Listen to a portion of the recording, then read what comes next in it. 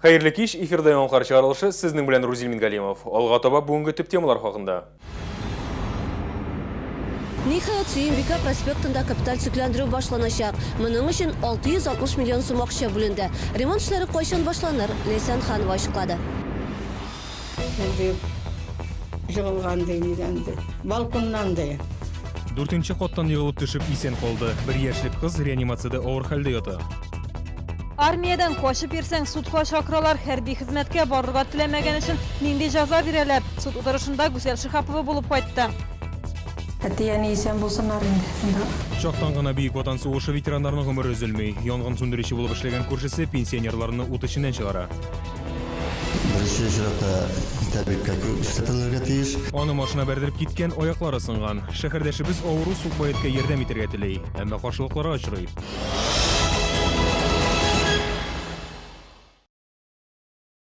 Шоллы юлларын зор ремонт көте. Бұйыл бұл мақсатта республика бюджетінен 1 миллиард сум ақша бөліне.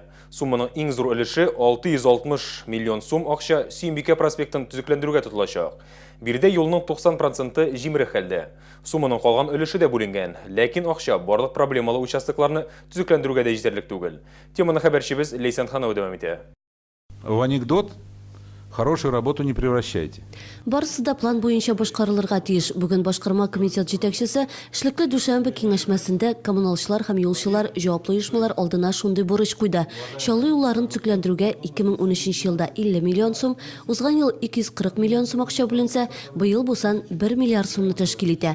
Аның 660 миллион сумы Сүйінбика проспектын түзеклендіруге тотылачак. Проект реконструкции включены работы по фрезерованию и укладка. Түзеклендіру проектына фрезерлар һәм асфальт түшәү кертелгән. Эшләр халыклар дуслыгыннан Яшьлек проспектына кадәр башкарылачак. Юл өслеге белән бер рәттән проспектның бордюр ташлары да җимерелеп беткән. Алар исә юл өслегенең ныклыгын тәэмин итә. Шуңа күрә ремонт вакытында 30 000 погон метр ташлар да алыштырылачак. Сүкләндерүдән соң тукталышларга яңа павильоннар куелачак, борылыш урыннарын юл чатларының күчерү дә планлаштырыла. Өстәмә күчү тизлек полосалары да барлыкка киләчәк. Капиталь түзекләндерүдән соң шәһәрдәшләрнең язын һәм көзен баш авыртуына әйләнгән менә бу зур күлләр дә юкка чыгарга тиеш. Бирдә яңгыр коюларын түзекләндерәчәкләр. Шулай ук юл билгеләрен олыштыру, җәяүле кичүләрен нормага китерү һәм шулай ук светофорлар урнаштыру да күздә тотыла. Башкарма комитет җитәкчесе түзекләндерү барышында инвалидлар турында да онытмаска кирәклеген белдерде. Бүген асфальт салып, иртәгә аны кире алу турында да сүз дә була алмый. Все эти разметки. Юл билгеләре, җәяүле кичүләре, велосипед юллары, автобус һәм трамвай павильоннары барысы да комплекслы тикшерелгән булырга тиеш. Соңыннан акыл өйрәтеп йөрергә кирәк түгел. 660 миллион сумлык проектта 240 миллион сумлыгы да алдан өйрәнелсен. 1 миллиард сумның 240 миллионы нәкъ менә начар хәлдәге урамнарны норматив таләпләргә туры китерү өчен тотылачак. Монда 18 магистраль урам һәм проспект керә. Тагын 100 миллион сум акча тротуарларны, кварталлар арасындагы һәм мәктәп, бакча, медицина учрежденияләре яннарындагы юлларны төзекләндерүгә бүленә. Тик акча барлык проблемалы юлларны да тәртипкә китерү өчен җитәрлек түгел. Предусмотрен ли в этом году ремонт, дальнейший ремонт на дорог на БСИ? Часть ремонта проведена до учебного центра ГИБДД. В этом году текущим ремонтом силами ГПАД мы там часть дорог отремонтируем. Но Әмма 1 миллиард сумнан без өлеш чыгара алмадык. БСИ юлын ремонтлау өчен зур чыгымнар кирәк. Инде бер айдан юлларны капиталь түзекләндерү башланачак. Ремонтны кыска вакыт эчендә һәм сыйфатлы итеп башкару бурычы куела. Лейсан Ханова, Андрей Рачеев, Максим Орлов, Яңалыклар. Василицаның хәлі яхшыруга таба. Узган атнада 3 яшьлек шәһәрдәшебез Таиландта бассейнга йыгылып төшә. Аны 5 минут үткәч кенә су төбеннән табып алалар. Хәзер сабый Бангкокта хастаханәдә. Җитди операциядән соң тернәкләнү уза.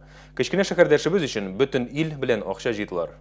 Бүген Василиса әти-әнисен сөендерде. Кыз мөстәкыйль сулыш ала башлады. Комадан соң бу бала өчен зур уңыш. После отключения угнетающих дыхание седативов. Седатив препаратларны бирү туктатылгач, Василиса безне тирән сулыш ала башлавы белән сөендерде. Иртәгә аппаратларның активлыгын киметү планлаштырыла. Бала алардан башка яшәргә өйрәнергә тиеш. Үкчәләрендә һәм уч төпләрендә дә туйымлау сәләте артты. Соңгы мәгълүматлар буенча Василиса өчен инде барлыгы 6 миллион сум акча җыелган. Ата-ана баланы дәвалауда әлеге сумманың файда китерәчәгенә өметләнә. Со стороны государства. Дәүләттә ярдәм итә. Гадәттән тыш хәлләр министрлыгы самолет белән булышырга, Рошаль клиникасы баланы дәваларга кабул итәргә әзер. Без могҗизага өметләнеп яшибез. Бала инде 10 көн яшәү өчен көрәшә. Әлеге ата-ана һәм туганнар баланы илгә кайтарыр өчен аның әзерлеген көтә. Ким дигәндә, моның өчен бер атна вакыт үтәргә тиеш.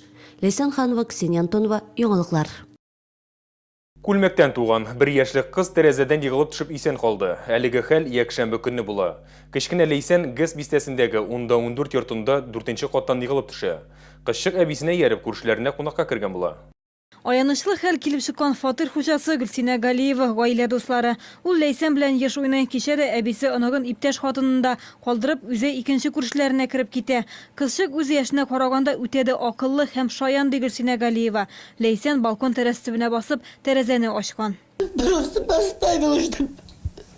поставила. Я не видела, что она там открыта. Она всегда все двери открывает, блин. Она сильная, блин, девушка. Аянычлы хәл килеп чыкканда кызчыкның әнисе урамда, әбисе икенче күршеләренә хуҗалык эшләрендә ярдәм итәргә кереп киткән була. Әбисе оныгын алырга кергәндә фатирда беркем дә булмый. Балкон ашык. Теге ягы да ашык, бу ягы да ашык. Туалет ишеге ашык. И бу ишек та ашык.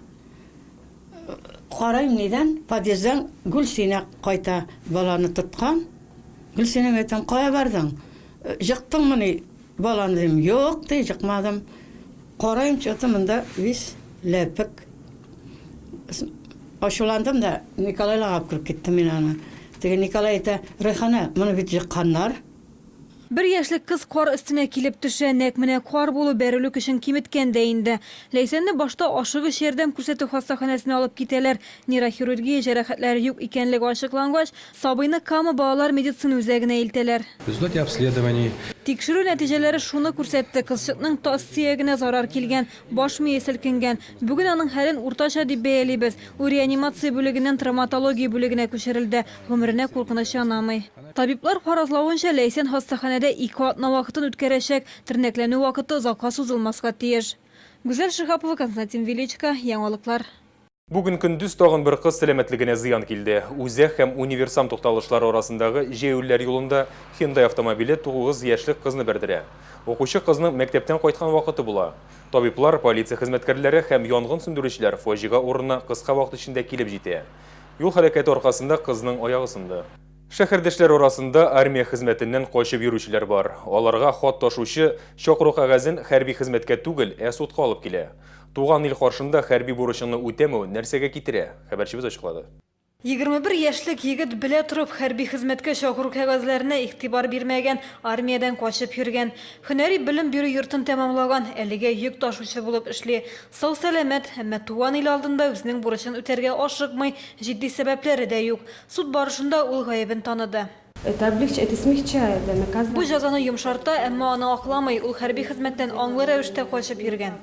Прокуратура тарафыннан 50 мең сум штраф салуны сорасалар да, суд егеткә 15 мең сум күләмендә штраф түләргә дигән карар чыгарды. Гадәттә закон бозучыларга 5 меңнән алып 200 меңгә кадәр штраф, 2 елга ирекләреннән мәхрүм итү җәзасы яный. Суд карарын үтәгәннән соң алар кабат армиягә чакырыла, әмма хезмәткә суд аша килүчеләр яхшы чәсләргә эләкми. Для таких призывников Суд аша чакырылганнар иң начар командаларга эләгә. Алар коры җир гаскәрләрендә хезмәт итәчәк. Без аларны үзебез шефлык иткән чәсләргә дә, яки Кара диңгез флотына да, ракета дивизиясенә дә җибәрә алмыйбыз, чөнки без шефлык күрсәткән чәсләр Россия Федерациясенең элиталы хәрби чәсләренә керә. Күпме генә теләсәләр дә суд аша узган егетләр мондый урыннарга эләгә алмый. Язгы чакырылыштан качып йөрүчеләр санын билгеләргә иртәрәк әле, ә менә көзге чакырылыш нәтиҗәләре буенча 10ннан артык эш тикшерелә. Аның нәтиҗәләре буенча эш я судка җибәрелә, я проблеманы урында хәл итәчәкләр. Шәһәрнең баш комиссары егетләргә дә, ата-аналарга да армиягә суд аша китмәскә киңәш итә, чөнки штраф белән генә котылган очракта да бу җинаять булып санала. Язгы чакырылышта 400-дән артык чаллы егетен армиягә озату көтелә. Аларның күбесен Кара диңгез флотына урнаштырачаклар. Кырым Россия составына кушылганнан соң егетләрне бу якка озату мәсьәләсе җиңеләйде, әмма урыннар күп түгел. Кырым егетләре үзләре дә шул якта хезмәт итәчәк. Гүзәл Шихапова, Илнар Харисов, яңалыклар.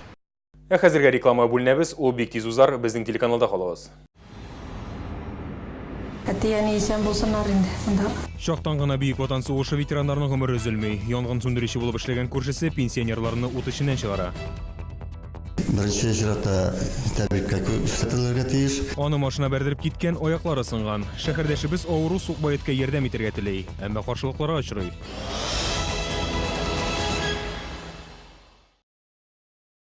Подпишитесь на газету «Пенсионер» всего за 69 рублей в месяц с доставкой на дом. Индекс 31904.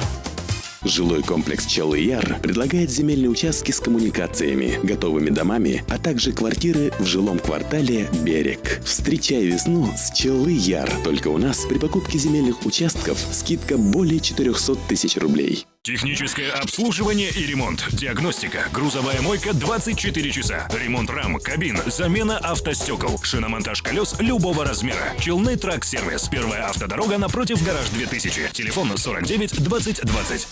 Олар туры эфир студиясын сәхнәгә алыштыра. Ришат Хажиев, Лилия Мәхмүтова, Гүлия Хайдарова, Лилия Закирова, Резида Шакирова, Зөһрә Фатыйхова. Күңел радиосы беренче тапкыр татарча мюзикл тәкъдим итә. Бар да мәхәббәттән башлана. 28 апрель кичке сәгать 7 Энергетик Мәдәният сараенда.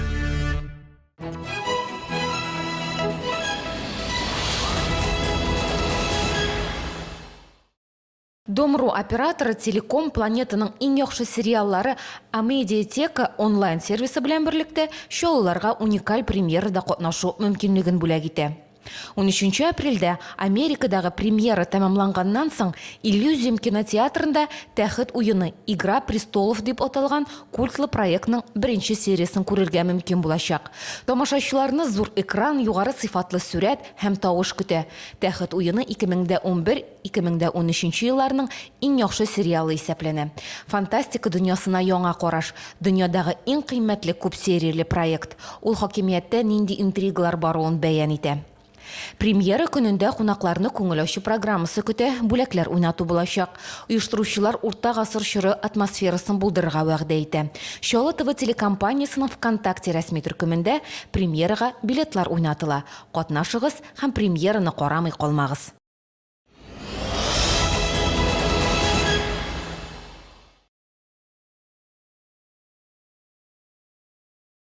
Яңалыклар чыгарылышын дәвам итәбез. Сезнең белән эфирда Рузил Мингалимов. Шоулда яңа завод төзиләр. Проектның гомуми бәясе 4,5 миллиард сум белән исәпләнә. Бүген бу хакта эшлекле дүшәмбе киңәшмәсендә башкарма комитет җитәкчесе хәбәр итте. Төзелештә әлегә 500 кеше эшли. Завод кризиска каршы программа кысаларында сафка басачак. Биредә төзелеш арматурасы ясаячаклар. После запуска дополнительно в городе появится 1500. Завод эшли башлагач 1500 кешегә өстәмә эш урыннары барлыкка киләчәк. Дөрес, әлегә хәл итәсе сораулар бар. Аларның бер өлеше муниципалитет җаваплыгында. Шулай ук моношәһәрләр проекты кысаларында шишелергә тиеш сораулар да бар. Алар инженерлык челтәрләре булдыруга, юллар салуга кагыла. Сүз уңаеннан шушы көннәрдә шәһәр делегациясе башкарма комитет башлыгы җитәкчелегендә Мәскәүдә булып кайтты. Внешэкономбанкта моношәһәрләр буенча проектларын яклау бара. Шаллонда 4 проект тәкъдим итә. Яңа төзелеп килүче металлургия заводыннан тыш, анда мастер, развитие һәм шаллы паркларда катнаша. Янгында чактан гына Бөек Ватан сугышы ветераннарының гомере өзелми кала. 31дә 12 йортында кичә янгын чыкты. Пенсионерларны элек үзе янгын сүндерүче булып эшләгән күршес коткара. Ул аларны ут чыгап алган фатирдан кулларында күтәреп алып чыга. Тулырак алдагы сюжетта. Вон люди рассказывают, даже говорят, вообще черное все, дым был. Бүген биредә ветеранның кызы бәлә аяк астында Дифлюра ханымов танып, ояныч хәл булган көне ата-аналары яныннан кичке 6-ларда гына киттек дип искә ала ул. Ут залда чыга, бүлмәдә 83 яшьлек әби була. Күрше бүлмәдәге ире аны өстерәп диярлек утлы бүлмәдән алып чыгарга тырышкан. Соңнан үзенең дә хәле бетеп егыла. Жауган диван, именно бөтен нәрсә жауган. Ладно, это все наживное. Это я не исән булсыннар инде. Кайгы инде, беркемгә дә мондай кайгылар насыйп булмасын. Кортларны күршеләре Рәис Гафаров коткара. Ул үзе дә элегрәк янгын сүндерүче булып эшләгән. Хәзер ветераннар ашыгыч медицина ярдәме күрсәтү хастаханәсендә реанимациядә ята. Аларга 1-2 дәрәҗәдәге пешү һәм сөрем газы белән агулану диагнозы куелды. Янгынның килеп чыгу сәбәбе кыска ялганыш дип белгечләр. Тикшерү эше дәвам итә. Фәрида Сабирҗанова, Руслан Ахунов, Максим Орлов. Яңалыклар. Шолда шәһәрне санитар чистарту, яшелләндерү һәм төзекләндерү 2 айлыгы старт алды. Узган шимбәдә Сидоровка бистәсендә беренче мә узды. Анда 100дән артык кеше катнашты. Ләкин башкарма комитет башлыгы сүзләренә караганда, территорияләрен чистартырга чыкмаучылар да бар. Алга таба андыйларны штрафка тартачаклар. Әлегә административ техник инспекция кисәтүләр белән чикләнә. Сук баятларны урнаштыру авыр, әміне ауру этләрне кая илтергә дигән сорауга җавап бирү тагын да катлаулырак. Кайнар элемтә телефонына шәһәрдәшебез шалтыратты. Ул көтмәгәндә үзе дә теләмәстән ауру эт хуҗасы булып куйган. Ә хәзер кая урнаштырырга да, ничек дәваларга да белмәй. Тихо, успокойся. Тихо, тихо. Беренче автомобиль юлы шитендә торган этне Василий Скрыльников иртән эшкә барганда күреп ала. Аны машина бәрдереп киткән, артка аяклары сынган. Василий эткә ярдәм итмәкче була, әмма бер артлы каршылыкларга очрый. Приехал в ветеринарную клинику, мне... Ветеринария клиникасына ярдәм сорап килдем, миңа сынуларны дәваламыйбыз дип белдерделәр. Эт җәфаланмасын өчен дару биреп йоклатыгыз дип тә карадым. Мондый эш белән шөгыльләнмибез диделәр. Такую процедуру мы тоже не можем сделать. Дару биреп йоклату белән шәһәрнең коммуналь хуҗалыгы оешмасы шөгыльләнә, әмма моның өчен этне дәвалап булмый дигән белешмә кирәк. Урамда табылган маллар, этләр яки псиләр, имгәнгән псиләр беренче чиратта тәбриккә күрсәтелергә тиеш. Если инде алар лечить итәргә возможно булмаса, шул вакытта инде челнокомхозга, предприятие челнокомхозга мөрәҗәгать итәргә тиешләр.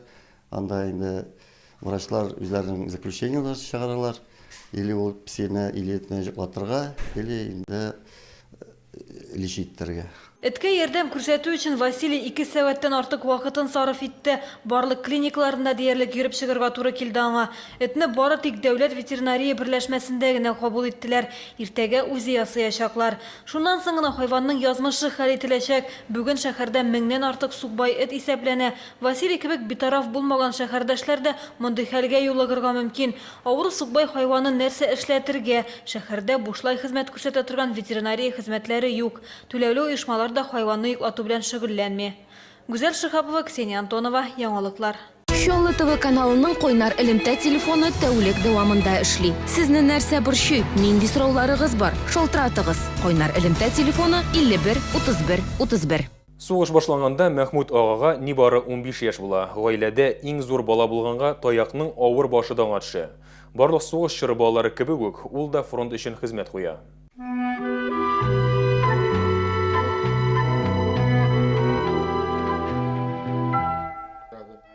Сугыш башланганда Мәхмүд агага нибары 15 яшь була. Гаиләдә иң зур бала булганга таякның авыр башы да аңа төшә. Барлык сугыш чоры балалары кебек ул да фронт өчен хезмәт куя. Сугыш башланганда мен авылдайым. 41 елында колхозда эшләдем. Төбән Сыршылы, Леногорский районы. Әлеге Шогоровский район дип атала. 2 елдан соң яшь егетне армиягә алалар. Ул һәм 20 авылдашы сугышка китә. Аны Ирак Көнчыгыш фронтының 22нче укучылар дивизиясенә җибәрәләр. Миңа 17 яш, 43 елның 10 ноябрендә киттек уже армиягә. Ватан сугышыннан соң Манчжурия өчен бәрелешләрдә дә катнашырга туры килә аңа. Туган ягына Мәхмүд Хафиз улы 51 елда гына әйләнеп кайта. Сугышка киткән 20 авылдаш арасыннан 2 генә калдык ди ул. Лениногорскийдагы яшьтәшен искә алып. Җиңү көнен һәр елдагыча көтеп ала. Бәйрәм парадын калдырганы юк аның. Быел Мәхмүд ага 89нчы язын каршы алачак. Гөлнас Ибрахимова, Айрат Закиров, Яңалыклар. Бүйік җиңүнең 70 елына кадәр бер айга якын вакыт калды. Шул уңайдан Шолла ТВ телеканалында җиңүгә багышланган проект старт алды. Хәтердә дип исемләнгән әлеге проект көн дәвамында эфирга чыга. Кыска, әмма тирән эчтәлекле роликлар тамашачылар игътибарына июньгә кадәр тәкъдим ителәчәк. Проектның геройлары республиканың төрле районнарында яшәүчеләр. Бу роликларда инде сез бик ватан сугышы һәм тыл ветераннарын, аларның оныкларын, сугыш темасын яктырткан җырларны да ишетә алырсыз. Һәм иң мөһиме инде илебезнең горурлыгы булырдай үсеп килүче яшь буынның фикерләрен дә ишетерсез.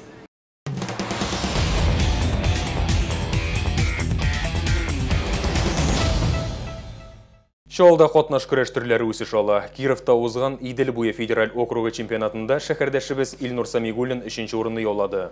Ул бары тик Оренбургтан килгән спортчыдан калышты. Нәтиҗәдә Илнур Сочида узачак Россия кубогында катнашу хокукына ия булды. Ярыш сентябрьгә билгеләнгән. Кировта узган чемпионатта тагын бер шәһәрдәшебез Ришат Харисов та катнашты. Ул җиңел үлчәүдә ярым финалга барып җитте.